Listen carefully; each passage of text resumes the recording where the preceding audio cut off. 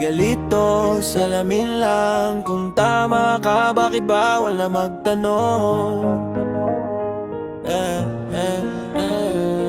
Lumaki kang sawa sa pangako na pako, kaya nung may dumating na matapang kumapit ka rito. Akala mo wakas may sasagip sa gulo, pero di mo napansin tahimik ka ng bulag. Sa totoo, bawat post mo parang sundang ang dala. Kapag kontra sa'yo, automatic masama. Hindi mo kilala, pero handang ipagtanggol. Kahit kapatid mo na ang tinatamaan ng galit mong kontrol. Hindi masamang sumuporta, pero bakit parang bawal na magduda? Idolo mo, parang Diyos na tingin kahit mali na di mo pa rin aminin. Sa comment section, lagi kang mait, pero katotohanan ayaw mong marinig. Idolo mo, sino bang panalo kung tayo rin ang nagkakatalo? Hindi tulay ang sukatan ng tama, bakit galit agad pag may ibang salita?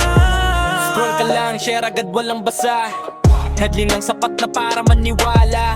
Algorithm na ang nagdidikta kung sino ang bida at sino ang masama. Hindi na usapan kung ano ang facts, basta kampi sa'yo automatic relax. Pero kapag tanong ay naging debate, biglang respect daw pero puro hate. Leader lilipas, pangalan mawawala, pero sugat ng salita matagal maghilom pa. Kung bayan ang mahal, bakit may kaaway at pareho lang tayong Pilipinong naghihirap para wala. Idolo mo, pwede mong mahalin, pero wag mong gawing dahilan para di mag-isip.